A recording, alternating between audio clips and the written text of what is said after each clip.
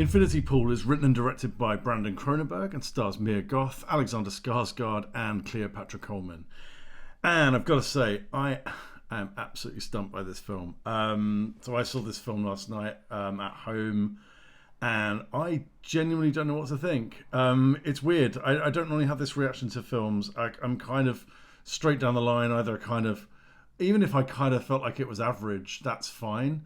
But I generally seem to know if I like or dislike a film. I don't know about this film, whether I liked it or not. And I don't know if I'm ambivalent about it. I've kind of left it 24 hours to really mull on it because it has sort of stuck in my brain a little bit. And I still haven't quite landed on where I'm at. So it's fine. Let's talk this thing through. And maybe as I talk it through, I might sort of come to a realization that actually this was a good film, or it wasn't. I don't know.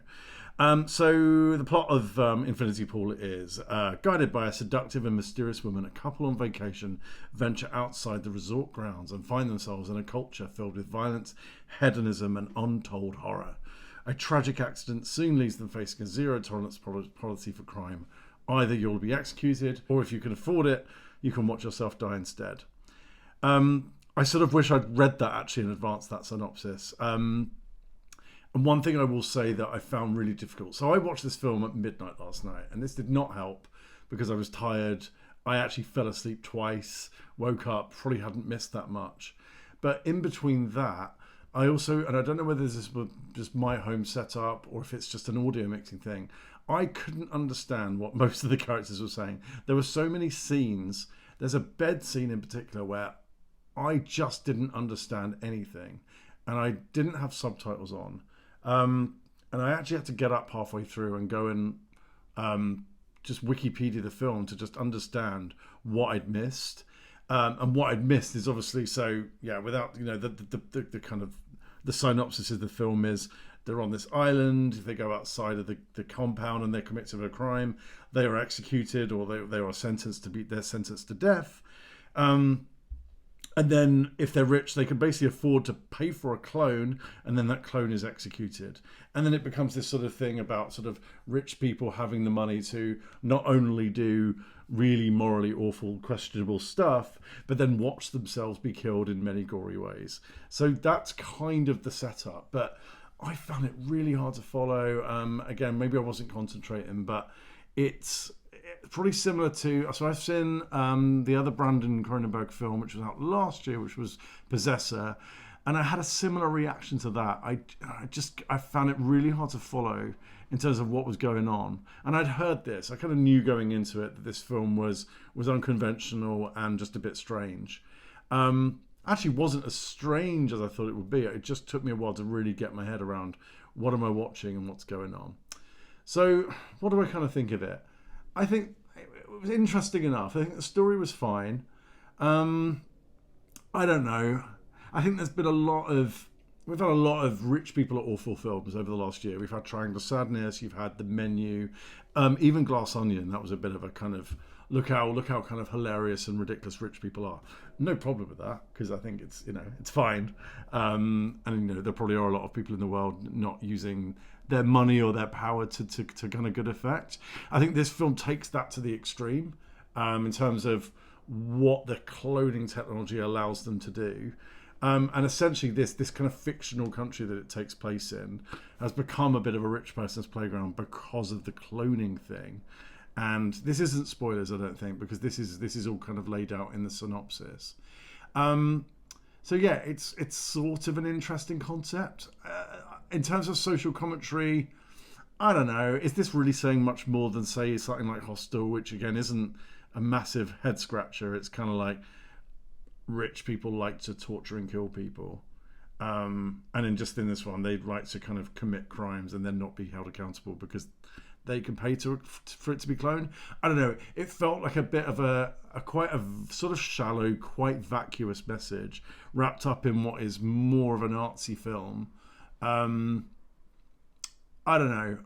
I think it's probably going for something a bit deeper, and maybe I missed something, but I just didn't feel like that really gave us much really to think about beyond the film ending. So I don't know. I think the visuals were interesting.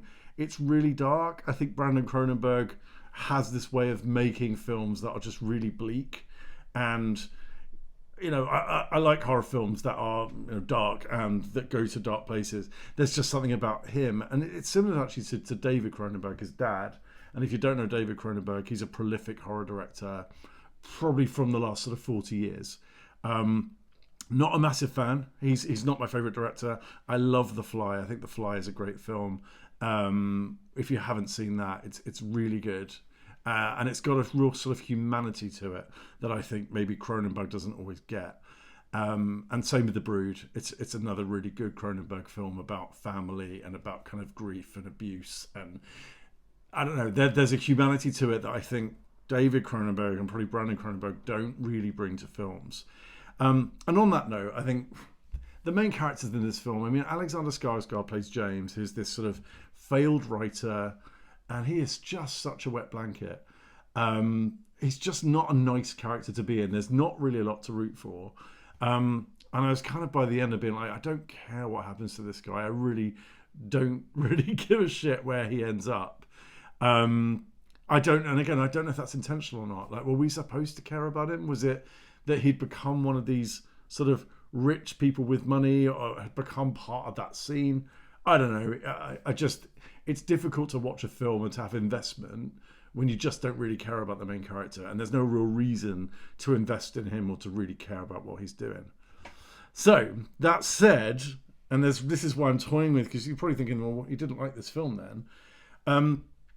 My last video was Pearl, and you probably have seen that video, that I am having a bit of a Mia Goth phase at the moment.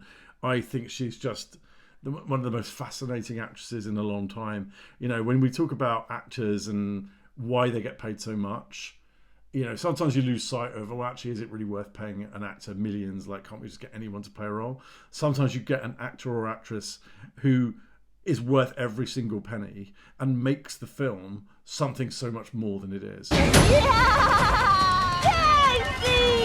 And I think Mia Goth, again, maybe not so much with Pearl, because I think Pearl is a good story and a good film on its own.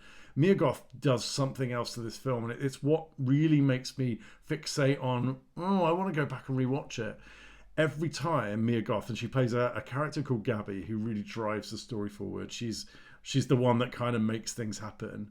She is just phenomenal. And I don't know if I'm just in a Mia Goth phase and whether I'll get over it, but I didn't want her to leave the screen. Every time she's on it, I'm watching out for her. I'm listening to her.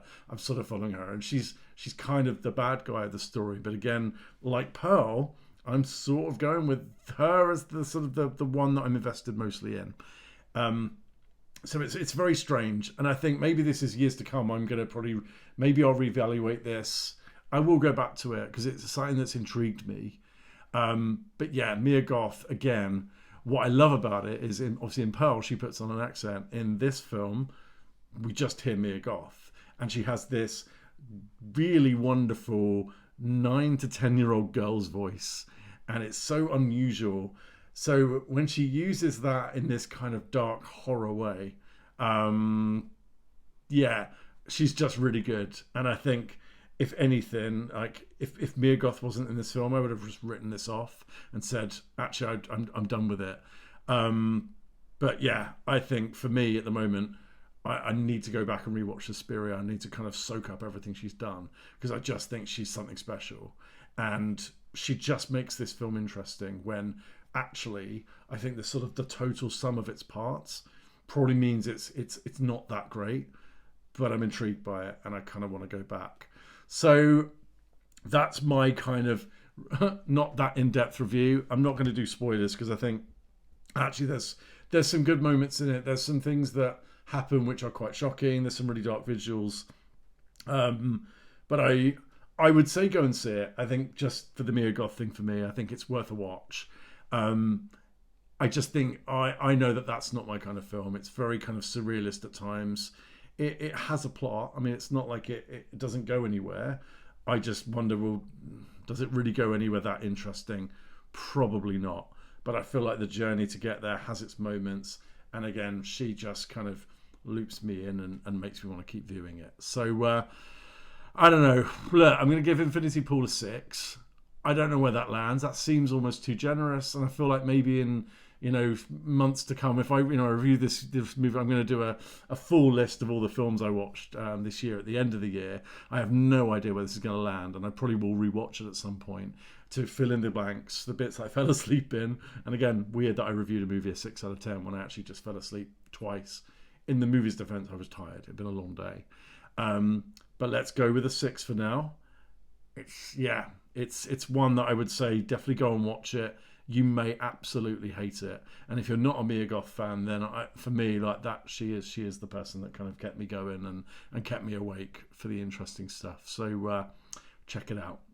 Anyway, thank you for watching. Please do like and subscribe. I would love to hear your thoughts on this film below in the comments. I kind of am looking for you as my peers just to tell me what you thought and shed more light on this film, because I'm still a bit lost. I want to give it probably a few more days to really let it sink in, but I wanted to get these thoughts down while it's still fresh in my head. But yeah, let me know what you think. Coming up after this video, you'll see a brief trailer for a little project we have coming up very soon. As we promised, we'll be doing our American Werewolf in London location tour in the next few weeks, and we covered off one of those locations earlier this week. Down in Guildford. We also managed to go and see the church from the Omen, so I will be doing an Omen location tour video as well at some point, and revisiting some of those classic British horrors. So thank you again, lovely to see you, and I will catch you on the next one.